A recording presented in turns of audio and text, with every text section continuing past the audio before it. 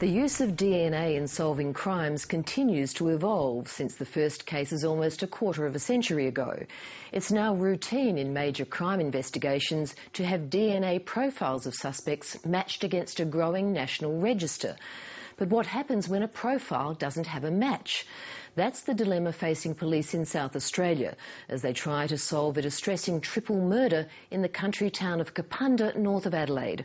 While forensic scientists have produced a DNA profile, police don't have a match and are now considering whether to conduct a mass DNA test of men in the town. Mike Sexton reports. In front of a plain house in a quiet street in a South Australian country town, a group of young people gather to build a shrine for a family brutally and so far inexplicably killed a week ago. The smiling 16-year-old in the photo is Chantel Rowe, who was stabbed to death along with her parents Rose and Andrew Rowe. They were just gorgeous people. They lived in my town before this town, and I watched Chantel grow up. The murders have shattered the people of Kapunda. It's a rural town with a population of about 3,000 that sits on the edge of the Barossa Valley, an hour north of Adelaide. Police have warned residents to remain vigilant, suggesting whoever is responsible for the murders could still be in the area. It's a bit of a shock, it's only a couple of houses down from your own. You get scared that whoever's done it, if they haven't been caught, that you're going to put your own lives at risk then. It's had a big impact so far, and obviously looking for a pretty quick closure as well. But that hope of a quick closure is fading as day after day police comb the town for evidence. They've knocked on every door, checked the town's creek and even sifted through the rubbish dump in search of a weapon. We have had 74 Crime Stopper calls, which is a very pleasing response, particularly from a country community like this, and we do look forward to further information coming in. We've taken over 70 statements from a variety of witnesses to date and door-knocked over 108 streets of Kapunda. Heading the investigation is veteran Major Crime Detective Grant Moyle. His officers are here in force, in part to reassure locals, but the focus of the investigation has been at the small house, where specialists have scoured the gruesome crime scene, gathering blood, saliva and hair, which is a forensic version of looking for a needle in a haystack. You're trying to find information that was deposited at the time of alleged events. And any room will have lots of different materials in there. Hairs that have been shed by lots of people, skin cells who've touched, door handles, light switches, etc. So there's a huge amounts of biological material in any scene. The key is trying to find information that's pertinent to an alleged event. Yesterday, the net closed a little, with police saying they were looking for a Toyota Land Cruiser that had been parked in front of the home, and that forensics had made a breakthrough. We have obtained the DNA profile of an unknown male person from the crime scene. We have conducted a number of DNA swabs from some people in the town to assist us in the elimination process on this file. What do they actually know about that person from that DNA? What can they tell?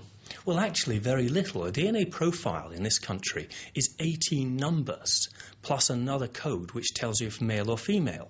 And that 18 numbers you can't tell anything from. It has to be compared to a profile either on a database or from someone who has to give a sample for that purpose.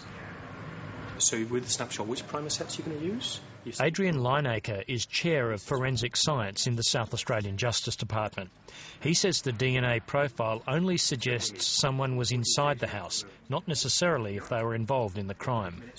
The benefit of DNA is it exonerates a lot of people who legitimately would have been in those rooms, in those areas, certainly.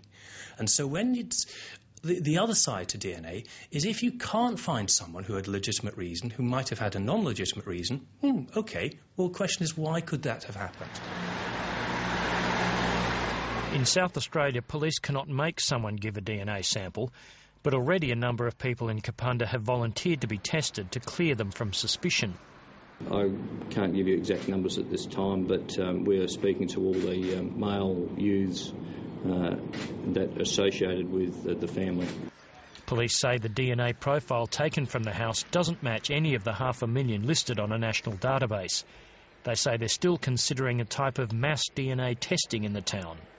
From early morning, residents were lining up, with more than 150 men tested by the dozens of police who've besieged the town. We know we're pretty right, that's why we're here. DNA testing of an entire town has been carried out before.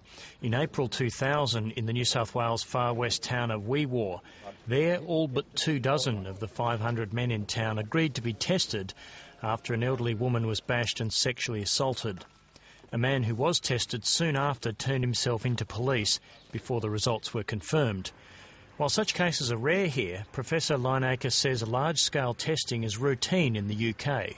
Mass screens are very, very typical. I mean, the very, very first case of DNA ever was a mass screen.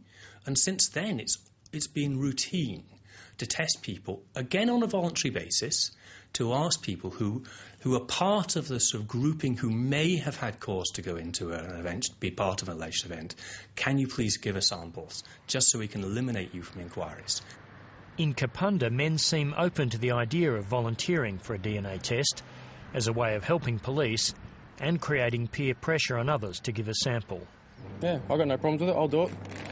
I'm innocent and, yeah, if anyone else is innocent, then they'll do it. The DNA profiles provided will be checked for a match to the one found at the house. At the moment, it seems the best chance of unlocking who was responsible for the horrors that took place in a quiet street of an Australian country town. And in a late development, police in South Australia have tonight arrested an 18-year-old man who is yet to appear in court. Mike Sexton reporting there from Kapunda.